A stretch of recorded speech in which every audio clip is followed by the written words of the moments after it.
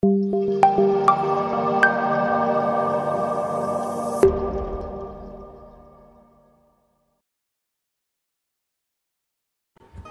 kembali. Untuk pelajaran kali ini, saya akan tunjukkan bagaimana untuk mereka bentuk RPA untuk tujuan mengautomasikan task yang telah saya terangkan sebelum ini, iaitu task membuat pengasingan fail mengikut jenis extensionnya. Jadi ini adalah carta alir ataupun langkah demi langkah untuk task bagi praktikal kedua, iaitu task pengasingan fail. Langkah yang pertama adalah menghasilkan dua folders bernama documents dan juga images di dalam folder data, yang mana folder data ini telah diletakkan di folder desktop sebelum itu. Jadi untuk tujuan itu, saya bolehlah menggunakan actions create folder, yang mana dua folders akan dihasilkan. Yang pertama adalah bernama images dan ianya di dalam folder data, yang mana folder data ini adalah berada dalam folder desktop.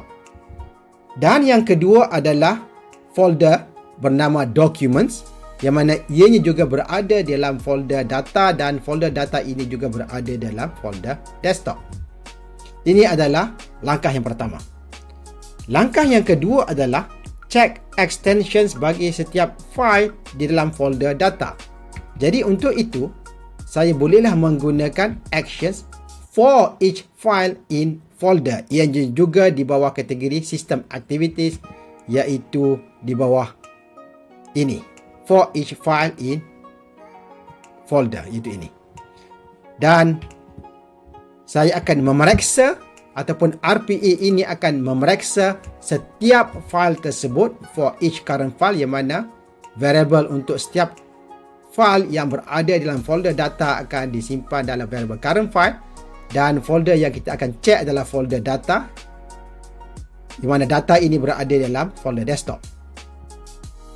Dan tugasan yang seterusnya adalah untuk mengasingkan setiap file tersebut bergantung kepada jenis extensionnya, yang mana untuk .docx ataupun PDF dipindahkan ke documents, .jpg, .png ataupun .bmp dipindahkan ke folder images. Jadi untuk tujuan itu, saya menggunakan action if and else, dan saya akan memeriksa extension.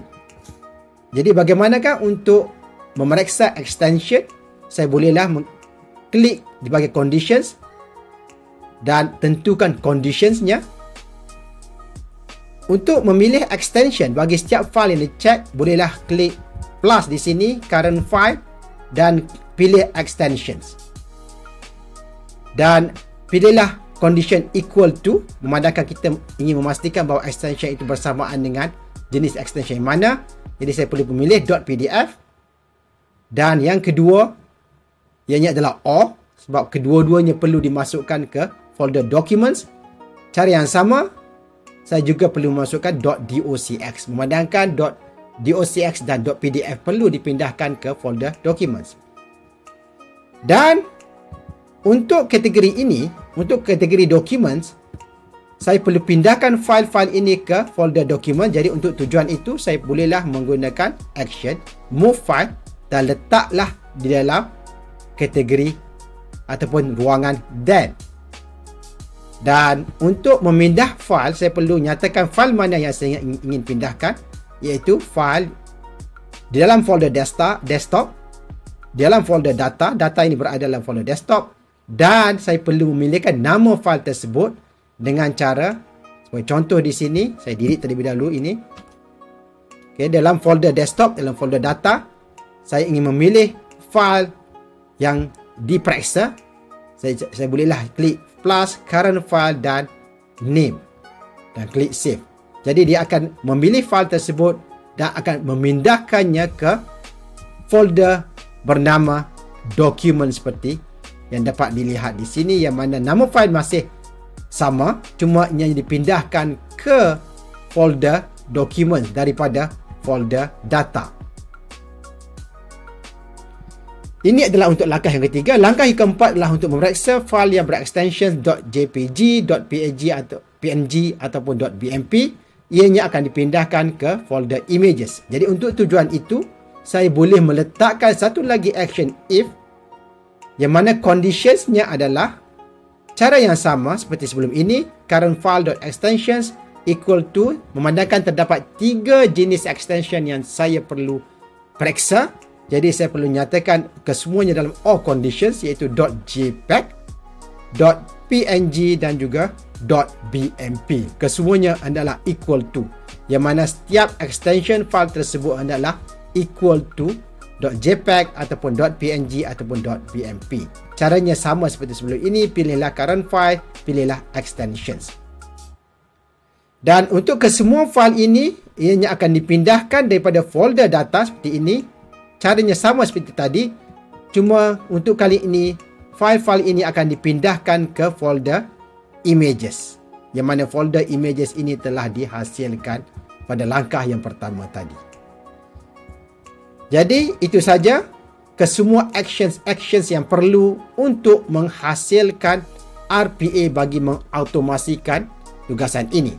Jadi, mari kita lihat setelah kita run RPA ini apa yang akan terjadi, yang mana folder data telah berada di desktop dan kesemua file ini saya delete terlebih dahulu, kesemua folder documents dan juga images. Dan kita lihat selepas ini bagaimana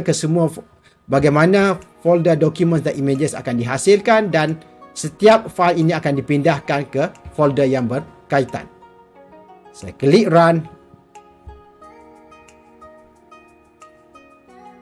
Dan perhatikan bagaimana ianya telah siap, dan perhatikan di sini dalam folder data terdapat 2 subfolder yang bernama documents dan juga images, dan dalam folder documents terdapat kesemua file yang berextension .docx dan juga .pdf, dan di dalam subfolder images terdapat kesemua file yang dalam bentuk .bmp, .jpeg ataupun .png. Dan dalam folder data sudah tiada file-file tersebut, memandangkan ianya telah dipindahkan ke subfolder documents dan juga images. Jadi itu saja untuk kali ini, cara untuk mereka bentuk RPA bagi tugasan pengasingan file.